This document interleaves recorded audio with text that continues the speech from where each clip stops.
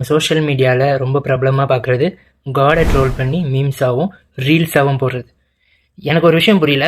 அந்த போஸ்ட்டில் என்ன போட்டிருக்குன்னா, காட் வந்து என்னை மட்டும்தான் சோதிக்கிறார், காட் என்னோட லைஃப்பில் மட்டும்தான் சோதனை கொடுத்துட்டு மற்றவங்களெல்லாம் ஹாப்பியாக வச்சுருக்காரு அப்படின்னு சொல்லி அந்த போஸ்ட்டில் இருக்குது. அதுக்கு 1,000,000 பேர் ஹார்ட் போட்டிருக்காங்க, எஸ் ட்ரூ அப்படின்னு.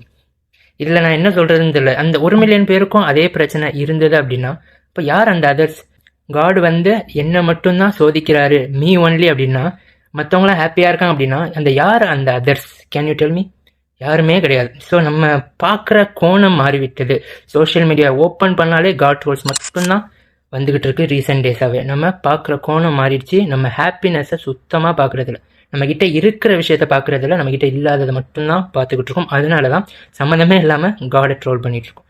ஸோ 50% ஒவ்வொரு ஹியூமன் பீயிங்ஸ்க்கும் சரி, 50% ஹாப்பினஸ் இருக்குன்னா 50% சேட்னஸும் இருக்கும். துன்பம் இன்பம் ரெண்டுமே சேர்ந்தது தான் நம்மளுடைய லைஃப். ஆனால் நம்ம பார்க்குறது நம்மளுடைய துன்பத்தை மட்டும்தான், நம்மளுடைய இன்பங்களை நம்ம பார்க்குறதே இல்லை.